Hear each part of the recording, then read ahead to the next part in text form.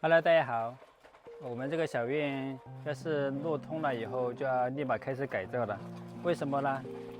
因为房子已经开始摇摇欲坠了，感觉随时都有可能塌掉，很多地方都已经变形了。像他们以前来改造的那些木头啊是生的，然后都已经有伸缩了，已经不牢固了。特别是大门这边，给大家看一看这个位置。为什么说我们这个房子要加快改造呢？因为这个木头房子啊，它长期被这个风吹雨晒呀，它就会加快的收缩，然后这个缝隙啊就会越来越大。看看这里，随时都有可能塌下去。像这些木梁全都是松松垮垮的，这个位置也是，外面加装的这些都已经是松松垮垮的。一到吹大风啊，这个房子就感觉有一点肉眼可见的晃动，住在这里面是非常不安全的。以前大家都知道，我们这个房子刚建起来的时候，其实看起来还是挺好看的。然后经过这么久的这个风吹日晒，那这些收缩缝以前是塞满的，现在都已经有那么宽的缝隙了。所以说，要是楼上想给它装修出来的话，感觉是不现实的，一定要找专业的人来把这个房子进行加固，然后重新修改。特别是二楼，二楼其实最严重。对，可以带大家到2楼去看一下。这个房子总感觉给人的不踏实，走在这里啊，就觉得这个房子随时要塌的感觉。大家看我们这个房子，其实最危险的就这壁墙，直接往这边塌了，这个手都能推动。还有这个位置，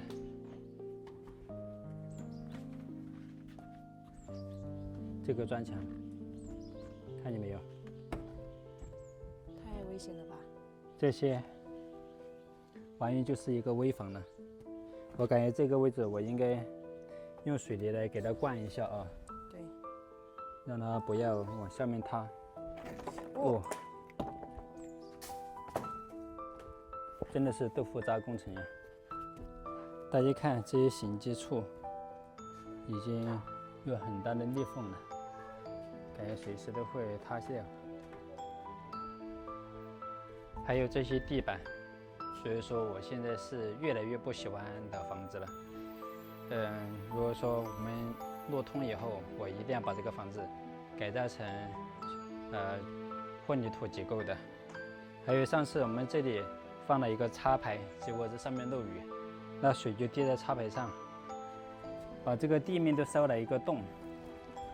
大家看这里黑黢黢的，就是上次就是漏电的时候烧掉的。太危险了！老房子真的稍不注意就有危险存在。对，老房子它不仅长虫，而且还容易有火灾。你看这个地面全部都是已经拱起来的、变形的。其实中间还好，中间这里没有什么变化，但是它也有一些细微的移动。还有前面的这些挑板，这些挑板现在都已经间隙很大了，而且都全都弯掉了。以前都是很直的打出去，这一排柜全都是弯的。这外面的这些瓦都是在往下面掉了。我们就祈祷他们的路尽快的修下来吧，这样我们就能尽快的把我们的房子给重新改造一下。只有这条路下来以后，我们的房子才能把它更好的完善。对，你看后面漏雨，用这个塑料膜给它临时遮挡一下。对，所以说这个房子我们一定要请专业的人来一次性把它改装好，不能再像以前那样想一出是一出，房子没有弄好，然后这些年的光阴也过去了，我们也没有得到享受。原本我们来到这里来就是为了享受生活，结果生活没有享受到，房子也没有弄好。我们这里还剩了很多这个钢管，当初拉来没有用得上。这些钢管我是这样想的，把这个烂房子给它做一个框架结构。像这样的话，我们这个房子就可以把它拆掉，框架结构一弄好，然后就把它拆掉后，我们到时候改这大房子的时候，就可以楼梯间往这后面上来。我们直接就做成2层楼高的，像这样的话，以后像这样两边就可以互相呼应上。像现在这个位置还是太矮了，其实它是不适合跟这个房子连在一起的，因为那里要矮于这里很多，所以说我们这次一定要把它做的做到后患无穷，到时候就不会拆来拆去改来改去了，是吧？对，一次性给它改好。因为我们楼顶盖的瓦就已经达到了差不多2吨重，所以说导致这些木头啊，它不是那么结实，都已经该弯的弯，该移位的移位，所以说我们一定要从1楼改造到上面来，在这上面做一个限价板，然后该加这个缺梁的地方加缺梁，像这样的话，就把一栋老房子彻彻底底给它变成一栋小平房，那这样就不用担心它某一天会塌掉或者会发生火灾。其实这个上面变形特别的严重，以至于我们楼下也变形了，然后有些墙壁都已经塌了。这几块砖太危险了，要把它推掉重新弄，因为这个房子晃动的时候它就会开裂。所以说我们这边就算要装一个房间，都只是白天在这边，小孩在这里面坐一下，而晚上的话还是不要在这里面坐，因为睡着了，指不定房子就塌了，是吧？很危险。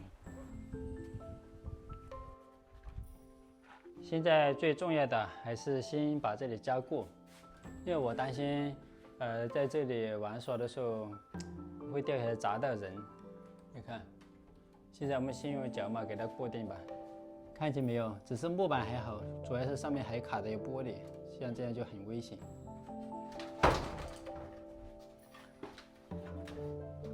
看一下怎么弄。这里有个卡口，其实是因为下面那木材它是湿的，然后干掉后就往下退了一下。如果说想把它顶起来的话，下面还要塞东西，但是也不太牢靠。大家看，大门这块也要掉下来了。反正我们都要整体改造了，先临时不让它倒塌就行。顶到没有？还没有，顶不进去了。不行不行。不行吗？对，还是没有。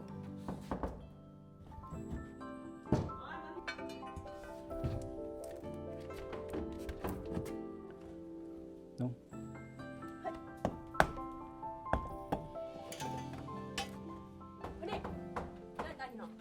我看没有点进去没了。放，我先在这顶着，放，完也放完。